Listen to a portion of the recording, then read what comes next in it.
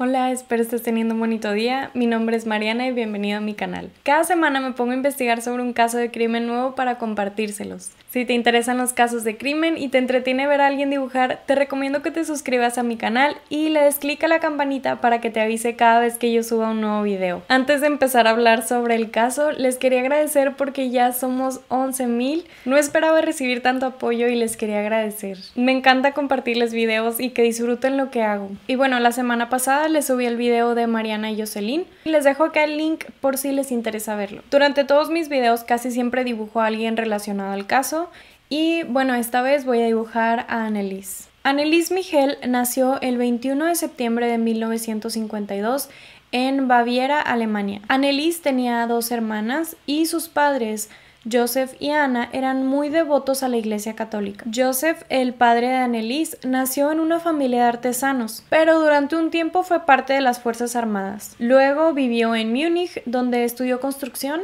y así logró hacerse cargo del negocio de su padre. La madre de Joseph, que es la abuela de Anneliese, era muy religiosa y quería que Joseph fuera sacerdote. Una de las razones de por qué la mamá quería esto para Joseph es que 3 de sus hermanas ya eran parte de la orden religiosa. Anna, la mamá de Anneliese, trabajaba en el negocio de la madera, algo que ayudaría a que se conocieran. Entonces, Anna y Joseph se casaron y el padre de Joseph les construyó una casa cerca del negocio familiar. Anneliese fue la primera hija y justo el día después de que nació fue bautizada. Luego nacieron sus hermanas María en 1954, Bárbara en el 56 y Christine en el 57. La mamá de Anneliese conocía mucho sobre el negocio de construcción y pasaba todo el tiempo en la oficina, trabajando junto con Joseph. Esto causó que la mamá de Joseph, que era muy religiosa, cuidara a sus nietos una gran parte del tiempo. Las amigas de Anneliese dicen que al principio ella era muy responsable y era muy buena estudiante. Sin embargo, desde muy pequeña tuvo varios problemas de salud, como sarampión, paperas y fiebre escarlata. Esto causó que fuera muy delgada comparada con sus hermanas y que se quejara mucho de cuando se enfermaba, por más sutil que fuera la enfermedad. En 1968, cuando Anneliese apenas tenía 16 años, sufrió el primero de 2 episodios convulsivos graves. Un día por la mañana estaba en clase cuando de la nada perdió el conocimiento. El problema fue que durante la noche Anneliese experimentó un ataque de asfixia y parálisis. Aunque su hermana durmiera al lado de ella, Anneliese no podía hablarle para pedirle ayuda. Este episodio solo duró unos minutos, pero durante ese tiempo Anneliese ya había mojado la cama. Un año después, Anneliese ya tenía 17 años y estaba muy emocionada de disfrutar su verano. Sin embargo, volvió a suceder lo que ya le había pasado un año antes. En el día perdió el conocimiento y por la noche tenía dificultad para respirar y tenía parálisis en el cuerpo. Entonces, su mamá decidió llevarla con un neurólogo llamado Dr. Siegfried Luthi. Él la diagnosticó con probable epilepsia, pero decidió mejor no recetarle ningún medicamento porque sus ataques no eran tan frecuentes. Además, le hicieron un examen que mostraban que sus ondas cerebrales estaban bien, algo que mostraba que no había rastro de lesión cerebral o cualquier otra alteración del cerebro. El nuevo año escolar, que era de 1969 a 1970, le trajo a Anneliese muchos problemas de salud. Comenzó con un dolor de garganta, lo que llevó a que le quitaran las amígdalas. Luego tuvo pleuresía, que es una afección en la que la pleura se inflama. Y bueno, la pleura son 2 capas grandes y delgadas que separan los pulmones de la pared torácica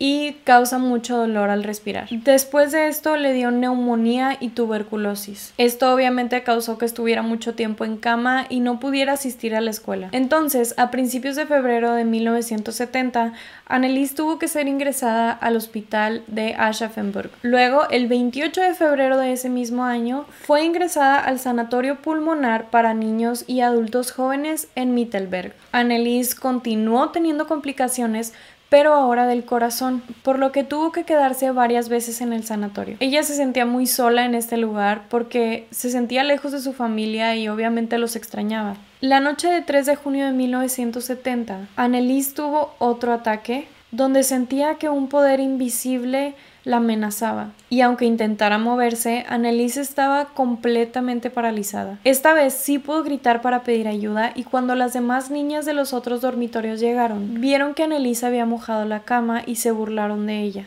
algo que hizo que se sintiera todavía más sola. Anneliese rezaba el rosario cada noche antes de dormir. Aunque estuviera lejos de su familia, la religión era algo que siempre los unió. Una noche las demás niñas entraron y cuando la vieron rezar, supuestamente se dieron cuenta de que Anneliese tenía los ojos completamente negros. Al parecer, ella recuerda haber visto una figura o una criatura parecida a un demonio, viéndola fijamente mientras rezaba el rosario.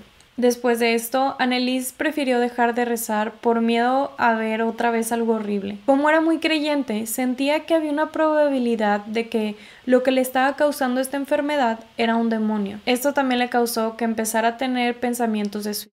La mañana del 16 de junio, una enfermera la llevó con el neurólogo Dr. Van Haller para que le hiciera un electroencefalograma, pero no mostró ninguna alteración del cerebro. Sin embargo, este doctor, a diferencia del Dr. Luthi, que la había revisado en 1969, sí decidió recomendarle un medicamento para la epilepsia. Finalmente, el 11 de agosto, el Dr. Van Haller le volvió a hacer otro electroencefalograma y como no encontró nada inusual, decidieron que sería buena idea que Anneliese ya regresara a su casa. Además, ya no estaba teniendo ataques por la noche. Entonces, el 29 de agosto de 1970, Anneliese regresó a su casa. Todos estaban muy emocionados de que ella regresara, pero Anneliese ahora era diferente. Su padre al principio pensó que tal vez estaba simplemente cansada por el cambio y le sugirió que descansara. Ahora Anneliese parecía tenerle miedo a todo. No quería estar en su cuarto y no quería ir a la escuela. Esto ya era un problema para los padres de Anneliese, porque debido a que siempre tuvo muchos problemas de salud, ya era 2 años mayor a todos sus compañeros, algo que causaba que se aislara todavía mucho más. Unos meses después, el 6 de octubre de 1970, su mamá decidió llevarla con el neumólogo Hans Reichelt en Mittelberg. Ahora no encontró algo malo en el funcionamiento de sus pulmones,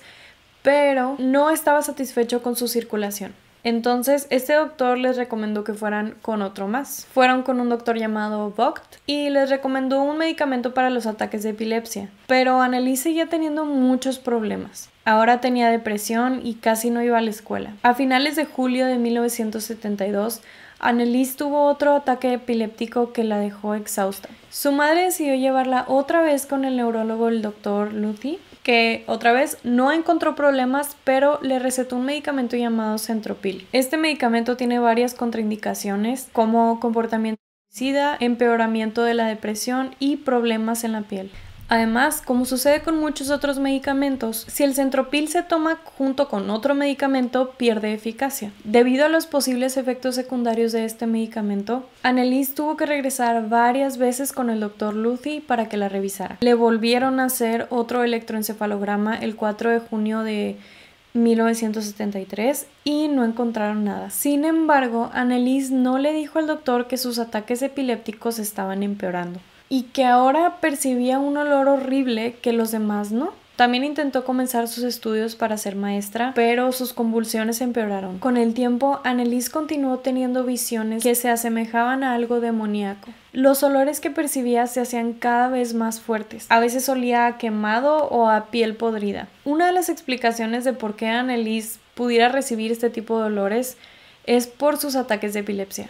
Hay más de 40 tipos de epilepsia y se dividen en 2 grupos, las convulsiones focales y las convulsiones generalizadas. Anneliese tenía el tipo de epilepsia de convulsión focal más común, que es la epilepsia del lóbulo temporal. Las convulsiones del lóbulo temporal comienzan en los lóbulos temporales del cerebro, que son los encargados de procesar las emociones y son importantes para la memoria a corto plazo. Además, dentro de la categoría de convulsiones focales hay 2 tipos: convulsiones focales conscientes y convulsiones focales con alteración de la conciencia. Durante una convulsión focal consciente, la persona que está teniendo la convulsión sí está consciente de lo que está pasando a su alrededor.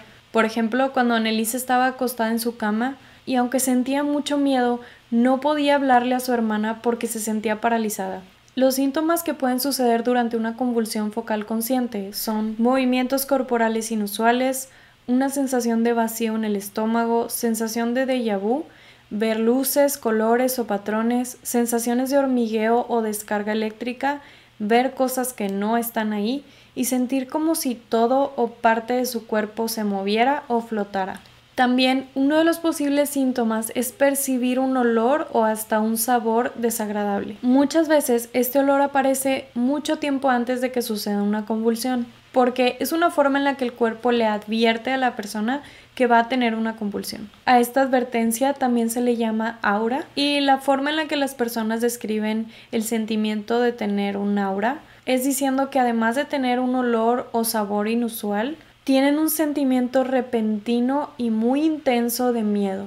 Algo que Anneliese sentía que ya no podía controlar era el miedo. Durante este tiempo, Anneliese empezó a consultar qué es lo que le sucedía, no solo con doctores, sino que también con sacerdotes. También Anneliese le decía a su mamá que escuchara como si alguien tocara la puerta o el piso, pero su mamá no le creía. Con el tiempo, las hermanas también dijeron que escuchaban ruidos, como si alguien estuviera tocando por arriba y por debajo de la habitación. Algo muy peculiar es que Anneliese también empezó a sentir repulsión hacia ciertos símbolos religiosos, como las cruces y las imágenes de la Virgen. Además, escuchaba una voz que le decía que se iba a ir al infierno. Su mamá, siendo muy creyente, se asustó muchísimo cuando en una ocasión vio que su hija estaba parada frente a una estatua de la Virgen María, con sus ojos completamente negros y sus manos torcidas como garras. Decidió compartirle esto a su esposo Joseph, y él decidió que sería una muy buena idea llevarla a una peregrinación en San Damiano. Cuando llegaron al santuario, Anneliese se negó a entrar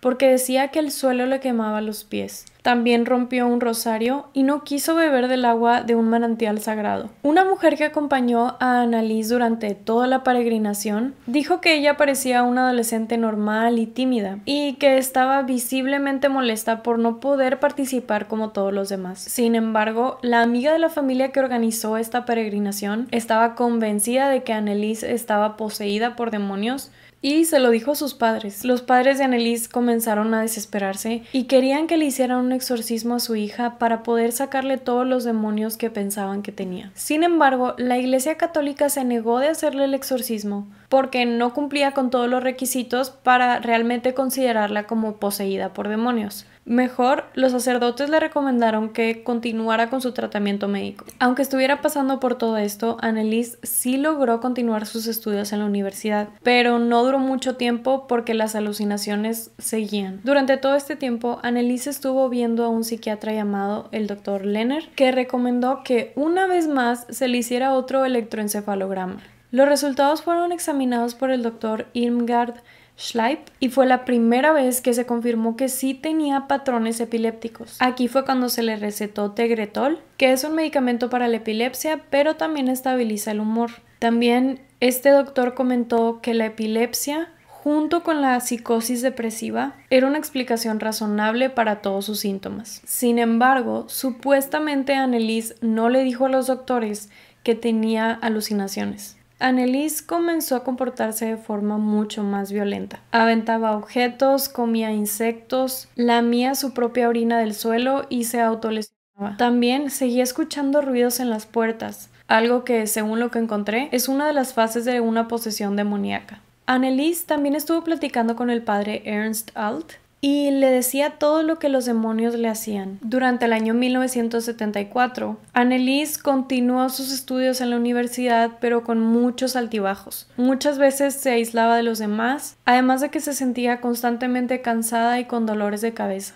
Anneliese decía que se sentía entre dos planos de conciencia. Uno en el que podía convivir con los demás y otro en el que estaba completamente aislada y bajo el mando de una entidad. A inicios de este año, de 1974, el padre Alt se había mudado a otra parroquia. Entonces, ahora Anneliese se comunicaba mayormente por medio de cartas. En septiembre le escribió una carta al padre Alt diciéndole que no se sentía en control de sí misma y aunque las cosas habían mejorado, como quiera se sentía desconectada de la realidad. El padre Alt algunas veces la visitaba y parecía ser que cada vez que iba, el comportamiento de Anneliese mejoraba muchísimo. Esto hizo que el padre Alt le pidiera a uno de sus superiores que se le hiciera un exorcismo a Anneliese para que terminara con todo su sufrimiento. Sin embargo, su superior, el obispo Stangl, negó el exorcismo y recomendó que continuara con su tratamiento médico. Mejoró un tiempo, pero para el año de 1975, Anneliese volvió a recaer y esta vez volvió a tenerle repulsión a los objetos sagrados. Además, decía que una voz en su cabeza le decía que ella sería condenada y sus piernas comenzaron a ponerse rígidas, como si no pudiera doblar las rodillas. Entonces, Anneliese caminaba agarrándose de los muebles para poder avanzar. Cuando el padre Alt la visitó en julio de 1975, ella le dijo que estaba condenada para siempre. En esta ocasión, el padre Alt intentó decir un Ave María y esto solo hizo que ella se alterara hasta el punto de comenzar a gritar. Los padres de Anneliese estaban completamente desesperados.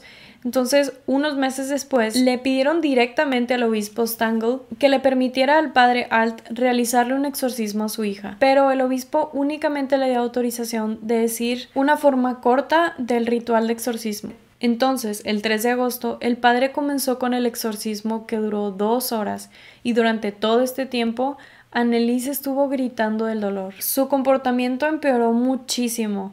Solo podía dormir entre 1 o 2 horas al día y empezó a tener comportamientos compulsivos como arrodillarse y pararse tantas veces que se le llegaban a hinchar las rodillas. Al parecer, el comportamiento de una persona poseída empeora después de que se le realiza un exorcismo, algo que parecía estar pasándole a Anneliese. Sus padres ahora decidieron cortar la ayuda psiquiátrica y pedirle ayuda al padre Rodevik en Frankfurt. Durante el ritual, cuando el padre le preguntó a Anneliese su nombre, ella dijo Judas con una voz mucho más grave. Esto llevó a que el padre Rodevik confirmara que este era un caso de posesión. Ahora que el padre Rodevik y el padre Alt estaban de acuerdo con que sí se necesitaba un exorcismo, el obispo finalmente les dio la autorización para que lo hicieran. Sin embargo, el permiso se le otorgó al padre Arnold Renz, que cuando conoció por primera vez a Anneliese, pensó que era una persona completamente ordinaria. Luego, el padre comenzó el ritual rezando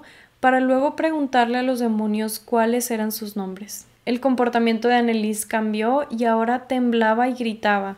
Todo mientras 3 hombres la tuvieron que detener para que no lastimara a nadie. Cuando le rociaban agua bendita, Anneliese gritaba y le pedía al sacerdote que dejara de hacerlo.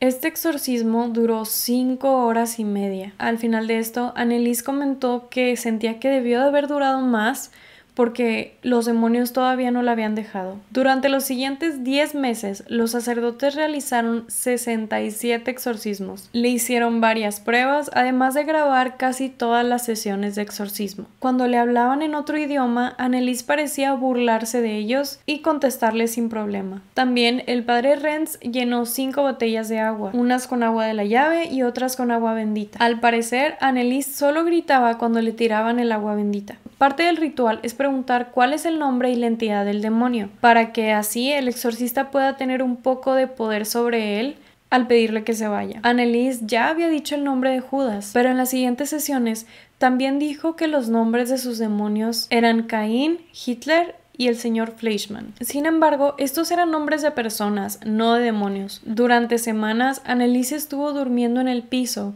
porque decía que si se dormía en la cama, los demonios la forzaban a sentarse. También decía recibir mensajes de la Virgen María y de Cristo, pero pensaba que estos eran trucos de los demonios. Estos mensajes le decían que aguantara el dolor porque los demonios la dejarían en paz el viernes 31 de octubre. Entonces todos esperaban que en el exorcismo de esa fecha los demonios por fin se irían. Este exorcismo duró 4 horas y media y lo grabaron todo. Al inicio de la sesión, Anneliese dijo que no se irían, refiriéndose claro a los demonios. Además, los personajes involucrados ahora eran Judas, Caín, Nero, Fleischmann y Lucifer.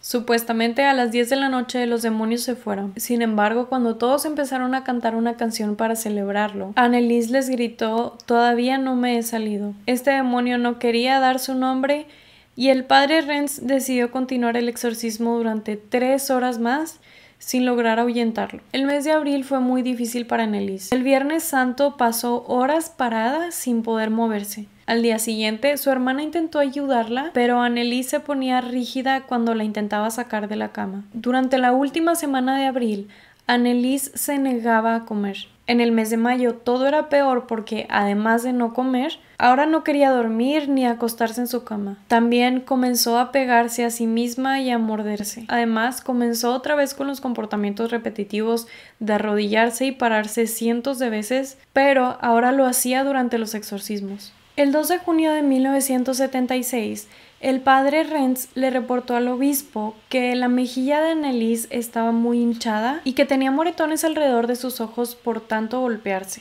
El 8 de junio fue la última vez que el padre Alt vio a Anneliese y en este punto ella ya tenía la piel casi pegada al hueso por desnutrición. Luego, el 27 de junio fue el último exorcismo. Antes de comenzar, Anneliese ya tenía una fiebre de 38.9 grados centígrados. Durante el ritual seguía arrodillándose y parándose repetidamente, y sus últimas palabras para el padre Renz fueron: por favor, absolución. Cuando terminó el exorcismo, el padre Renz se fue y los padres de Anneliese se quedaron con ella. Poco tiempo después, Anneliese se acostó para luego levantarse y empezar a gritar y a lanzarse alrededor de toda la habitación. Su padre intentó tranquilizarla y finalmente Anneliese se durmió.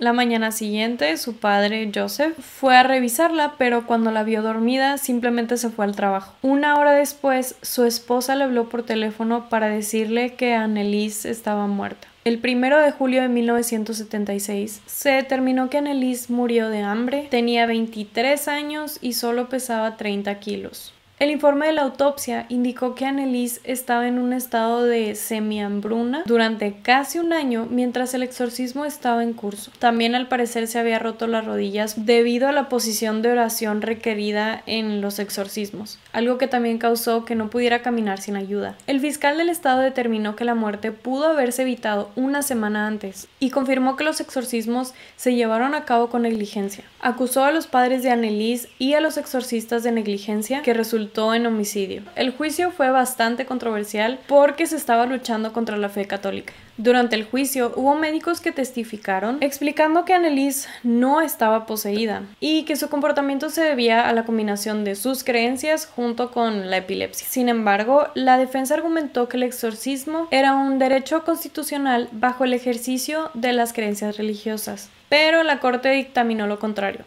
Los exorcistas y los padres de Anneliese Michel fueron declarados culpables de homicidio. Fueron condenados a 6 meses de cárcel, pero se les otorgó una alternativa de libertad condicional de 3 años. En el 2005, la historia de Anneliese fue la inspiración para la película El exorcismo de Emily Rose. Algo muy extraño es que el 6 de junio de 2013 se quemó la casa donde murió Anneliese. La policía encontró una vela que pudo haber causado el incendio, pero muchas personas decían que esto era una consecuencia del exorcismo, más porque era el 6 del mes 6 y el 2013 suma otro 6. Y bueno, este fue el caso de Anneliese Michel. Te agradezco mucho si llegaste a esta parte del video. Me encantaría escuchar su opinión sobre este caso, porque fue un caso de exorcismo muy famoso y realmente no fue hace tanto tiempo. Si quieres que investigue sobre algún caso en específico, ponlo en los comentarios. Les quería agradecer otra vez por todo el apoyo, me hace muy feliz y muchas gracias por escucharme contar este caso.